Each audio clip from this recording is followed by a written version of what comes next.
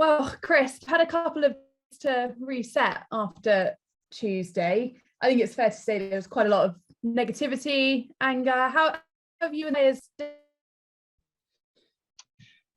You deal because the profession very aware of.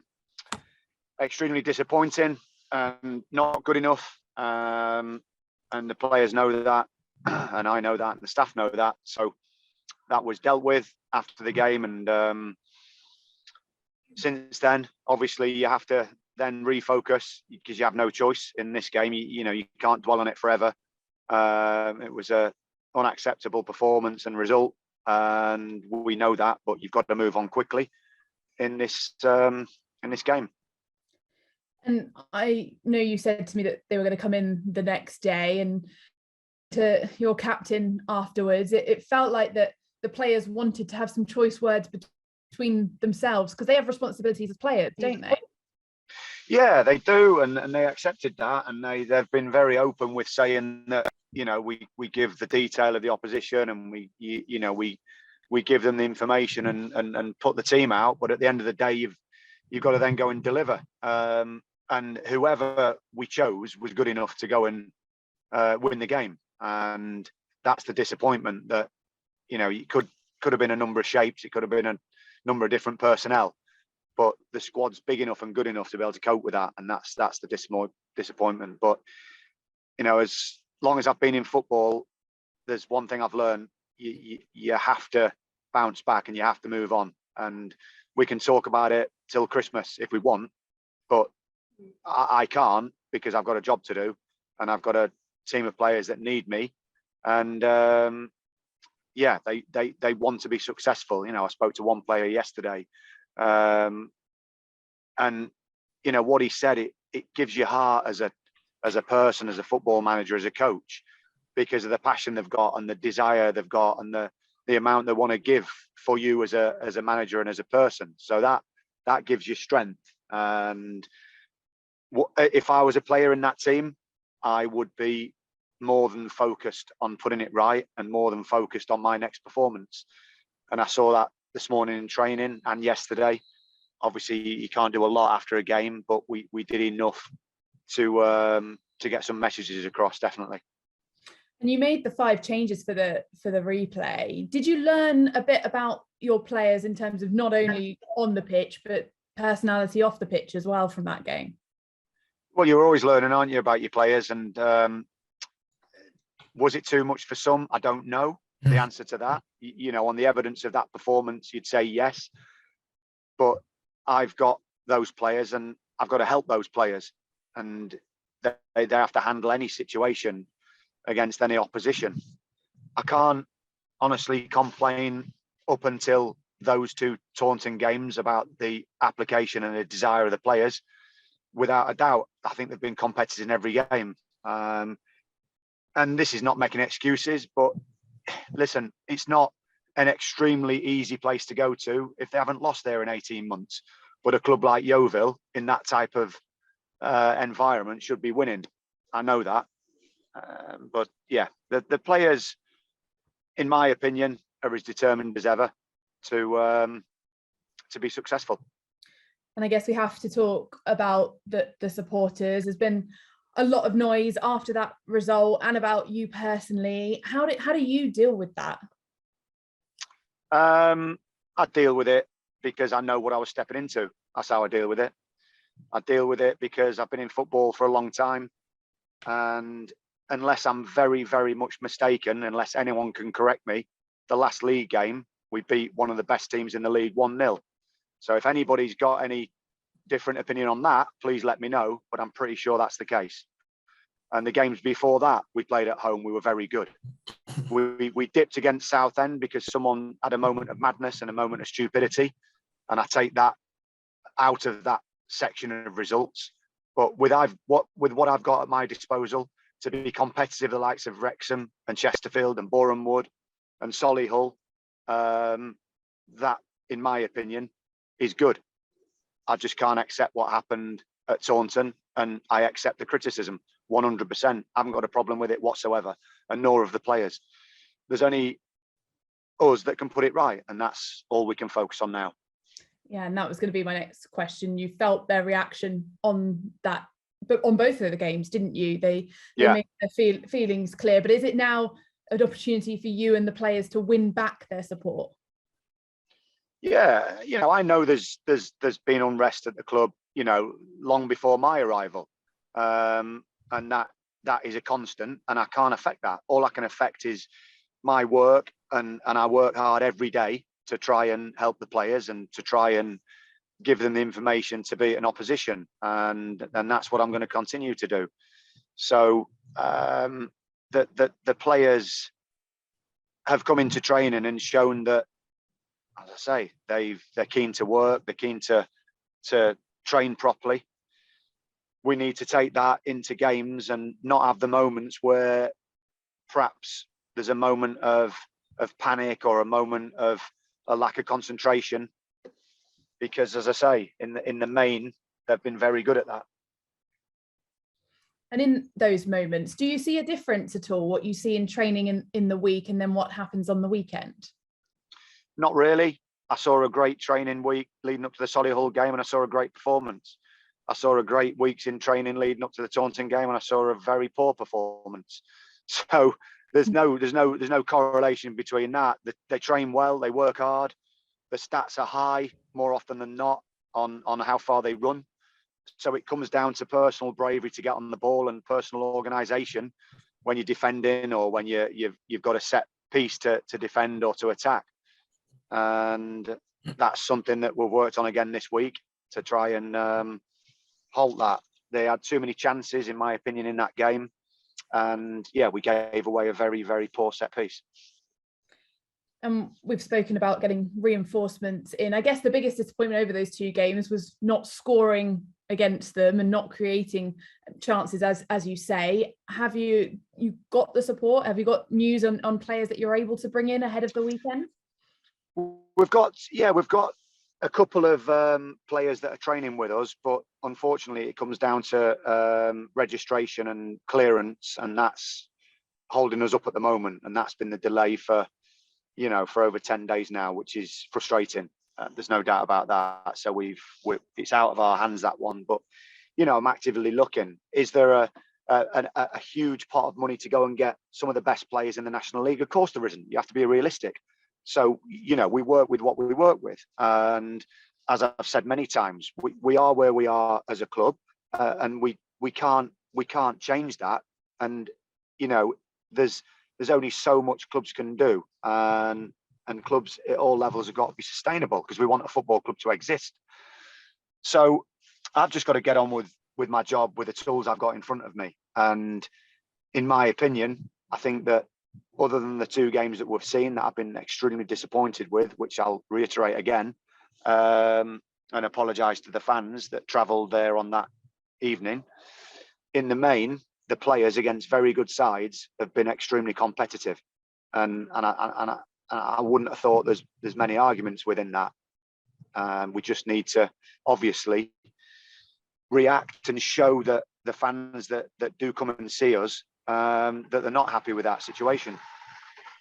And so looking ahead, Saturday, of course, is Oldham, but after that it's Aldershot and Maidstone. That's 3 games, isn't it, with teams that are sort of just above or just below you. That's a real chance to put a run of form together.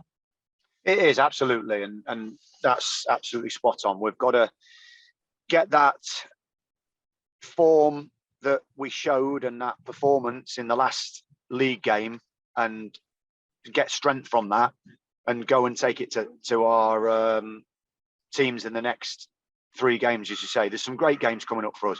Really good game for the lads on Saturday. Some of them won't have played in that stadium before. It's a good stadium. It's a stadium where, again, the fans want to get behind the team, but they're also having that pressure and expectation, and they've also got to deliver. So we've got our focus on getting results right in these next few games, and that won't change. And there are some similarities with Oldham, aren't they? Having dropped out of the league and in similar positions in the division, but also the unrest that sort of surrounds the two clubs. I imagine that you and David Unsworth might have quite a lot to talk about on that. Yeah, we might have a glass of beer after the game and talk about a few things, but he's under no illusions about how tough his job, and neither am I. And I've got no problem with the reaction after the game on Tuesday. I think our fans are fantastic. I think they've given a lot over the last few years and taken a lot. And I think that they just want to see the club to be successful, and so do I. Otherwise, I wouldn't have taken the job. If I was a shrinking violet, I wouldn't have taken it. And if I didn't believe I could do it, I wouldn't have taken it. So, no problem whatsoever with it. We know we're all up to be shot down, because that's the nature of football. That's the nature of the industry we're in. But you can't have it both ways. They clapped us and cheered us against Solihull because we played well and won, and they booed us and told us how they felt against Taunton because it wasn't good enough. So it's simple, really, isn't it? As a fan, you go there, you want to cheer your team on, but you've got to see something, and they didn't see enough. And that's again the message to the players. I can't step over the white line. All I can give him is the information about the opposition, how I think we can beat them, and then it's up to them to go and deliver. And there's enough players that can do that. And you will be without Matt Worthington for that game, but Callum Rowe came in on Tuesday, so you've at least got sort of an extra body to cover there. Yeah, we've got a couple of slight sort of injury worries that we'll find out about tomorrow. You have to leave it as late as possible sometimes. Obviously, we had the main bulk of it was today, and the lads have worked hard in training. There's a couple that need to get through tomorrow to be on that pitch on Saturday, but we'll assess that tomorrow afternoon after training. Well, good luck on Saturday. Thank you. Hi, Chris. How are you doing? Yes, good. How are you? I'm not too bad, thank you. Obviously, emotions are running high after this week. Is it a case of channeling it in the players to be in the right direction? Yeah, it is. For sure it is. We've well, we're not alone in this situation. It's happened a lot up and down the country at different grounds and in different circumstances. But, all I can reiterate is my message that was the same after the game. Apologise to the fans wasn't good enough, and the same came from the players. They were extremely annoyed with their display, and the only way you can react in football is your next training session, your next game. I've seen enough in the next training session to know that the boys are keen to put it right, and we've got to see that with the 11 that are the fortunate ones to be picked. Does it help in that case that you've got 2 games this week like you did last week? Yeah. And are the players coping playing Saturday, Tuesday? Yeah, it's not a huge squad of mass experience, so you're going to get inconsistencies in the season. If I would be absolutely staggered with what we've got at our disposal to be able to go and wipe the floor with teams and have consistent performances week in, week out. It's very difficult when you're dealing with some players that are in the first or second seasons in this league. So no problem. That's what we're here for. Try and help them, try and build them up, give them the confidence and give them the tools to go and do the business. My disappointment the other night was there was enough experience in that team to handle it and to turn the performance. And everyone's well aware of my thoughts after that. So yeah, we have to put that one to bed now, and we have to move on. And there will be reinforcements coming in. We will do that, but at the moment it hasn't been possible. And like you said, take the cup games away, you're actually coming into Saturday's game off the back of a win in the league. Is it again a case of just reiterating that to the players that actually you're on winning form in terms of the league go this weekend? Yeah, we're not excusing the last 2 games at all. But what we're focusing on is exactly what you've just said. You've got to focus on that league, and as I say, against some very good sides in Boreham Wood and Chesterfield at home and Solihull at home, I think the lads put on a very good display, and perhaps with a little bit more fortune, you win the Chesterfield game and or the Boreham Wood game, which both managers told me afterwards they felt like they'd get away with it the skin of their teeth. So we haven't had that little bit of luck where I've needed it, and we can't rely on that. But what we can focus on is that those performances were very good, and that's what we're going to try and do again. There was one bit of brighter news in the week that Benjani Jr. signed his first professional contract. I know he's rated very highly at the club. What's the plan for him going forward? Is there going to be a chance of him getting first team action, or are we looking at? Benji's very young. He's just come into it. It's fantastic for him. It's brilliant for his family. What a great lad. He was so excited. You know, this is why we love the game, to have moments like that. And if he keeps working his socks off, he's got a bright future. You know, if he trains really well and shows that he can cope with the physicality of it, of course he'll stay around it. And if he can't, and he needs a little bit more, perhaps, robustness, then he'll go on loan. But brilliant for him. He deserves it. It's fantastic reward for Matt and the programme that he can produce that type of player. And as I say, for his family, they were so excited, and I'm so pleased for the lad and his family. Definitely. And does it also give kind of the rest of the young lads, the knowledge that if they work hard enough, they can make it into this club? Yeah, it does. It's a tough road, isn't it? With, the loss of the academy for all clubs in our situation, and to get players through is almighty hard work. So to get, Toby and Ollie Haste and obviously Benjani through, really, hats off to the programme. It's very successful to get that.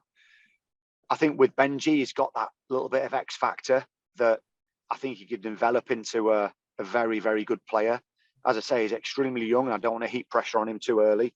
So we'll monitor that over the next month or so and work out his sort of pathway. But it is fantastic for him, and the way he trains and his attitude to his football is first class. That's great. Thank you, Chris. Best of luck for the weekend. Thank you. Odie, do you want to go? Yeah, thanks. Sorry, a bit of technical problems at the end. Okay, hi, Chris. How you doing?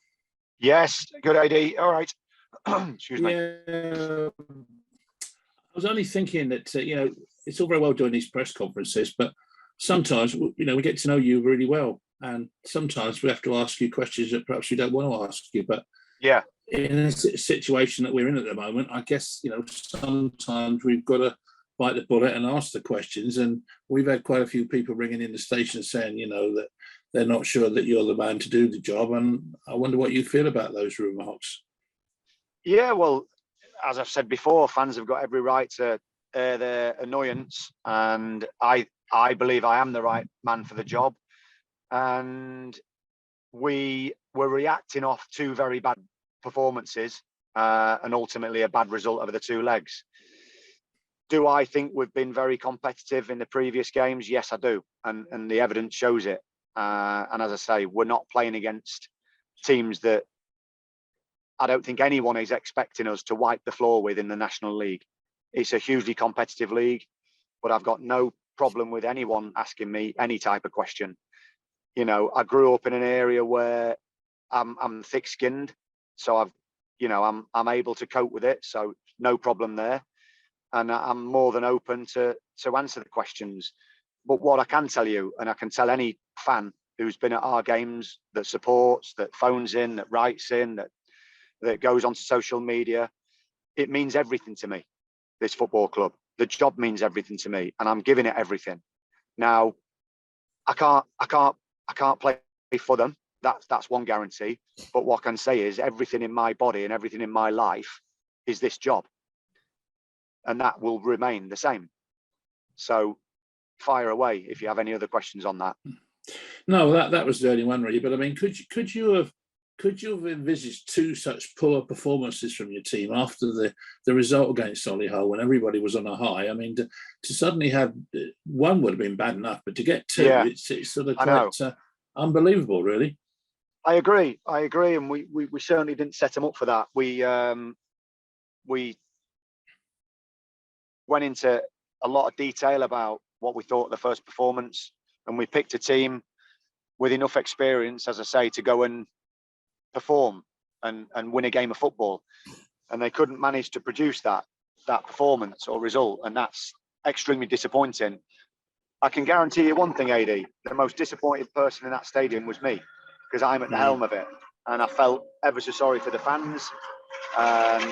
Whether they want to hear that or not, I'm going to say it anyway, because we did apologise. It wasn't good enough, and the players said the same. So you can't have you've got to take the rough with the smooth. But they clapped us and they stayed and they thanked us for our performance against Solihull, and that was very appreciated. And they did the same against Taunton, but it was the opposite. But you're right. You can't accept that type of two-legged performance. It doesn't matter who you're facing and the type of game. And I know there's a shout at the banana skin and all that rubbish that comes with the FA Cup. Yes, they haven't lost a game at home in 18 months, but we're a big club. We've been playing well, and that shouldn't have happened. But I can't turn it back now. All I can do is work my socks off to try and put it right. Chris, do you think perhaps you could be described as too much of Mr. Nice Guy? I mean, if you've got to start getting the gloves off now and getting down to it. If you was in the changing room at half time on Tuesday, AD, no. Yeah. And no. Anyone who knows me, and I mean knows me, knows that I'm not. So if anyone else has an opinion of me, that's absolutely fine. But what goes on in the changing room and on the training ground will stay there. So you can act like a hard man, or you can be a hard man. There's two different things, in my opinion. So that's fine. That's an opinion that anyone's welcome to have. But I can tell you one thing: it's wrong. Do you think it's a question now? I mean, we know that you've got one of the smallest budgets in the league, which must make life very difficult. But I mean, is it down to money, or do you feel that you've got a squad that you can mould into a team that is going to challenge for promotion from this league? We need a few additions, of course we do. We're not rose-tinted spectacles here. We've got to have a few additions to make us stronger. I think that's a fact. And whether you're Wrexham or Yeovil Town at the moment, everyone's always looking. It's a situation where we've got to be absolutely on our game all the time. You've got to get the very best out of everybody to be competitive. And if you fall off that, there isn't enough to take you through a game without that. So that gives you an indication of the challenge that's ahead of us. And it's the same message to the players. You've got to be on it absolutely 110% every game and every training session. And if you're not concentrating, and if you're not at your game, then you won't get results, because everyone, that whole squad have to be ready, and certainly the 11 starting. So we're actively looking, and we're not going to go out there and sign players on huge amounts of money. So you have to be detailed, and you have to search and search and search and hope you come across players. I don't think that's changed much, and it's the way it is. But I'm not going to moan about it, because that's the situation. We've got to get on with it. And as I say, there've been enough players in the squad already to put in decent performances, which we've seen, and that gives me strength going forward. Yeah, and of course, I mean, I think one of the biggest problems, I mean, this whole social media world that we live in, it gives people who really haven't got a clue about what they're talking about the opportunity to start slanging off people all the time, and it makes me cross, because they haven't got a clue really what goes on behind the scenes. I guess I'm lucky because I've sort of been a part of it for a while, but not your regime, but obviously regimes past, and it's so. You don't get I suppose you do get the opportunity to answer them back, but if you start getting into an argument with them, it just becomes even worse then, doesn't it? And they don't know. They haven't got a clue what the pressures are like. No, they haven't. They don't know what, I can't escape it. I take it home. It's family life. It's everything. That's the nature of the beast. Get on with it. That's my job. I chose to do it. And I was happy to take the job. I wanted the job, and I'm very pleased to have the job. Yeah. If people want to do that, they want to do that. It's freedom of speech. Does it sometimes go over the top? Yes, it probably does. Do I read it? No, I don't. Does it affect me? No, it doesn't. And that's how I've got to look at it. And I was speaking to, two managers yesterday, one Premier League manager, one League One manager, who have come in for, unbelievable abuse recently that's, affected them no end. Yeah. And you got to be bulletproof. You got to have a thick skin, and you got to move on. This is football we're talking about. As much as I was a Liverpool fan, and I was a massive fan of the history of the football club, and I echo what Shankly was thinking about when he said it. Football's more important than life and death, but you have to get some perspective sometimes. And when I walk through the front door at night and see my family, that's what matters to me. My family and Yeovil Town Football Club, and that's all I focus on. The rest of it is just noise. Well, Saturday's coming up. Oldham Athletic, long trip up north. First of all, have you got any injury problems? Yeah, couple. But as I say, it gives someone else the opportunity to get in, and that's the case at the moment. What you want is somebody to grab that shirt, and we are talking about sometimes in the final third, and it is a collective, and we've talked about that. There's a desire to score more goals, and it's not just the strikers, but what you want is someone to grab that shirt and be desperate to cling on to it. And that's part of what we've been talking about this week. What are you expecting from Oldham? Because they've not exactly been pulling up trees, have they, lately?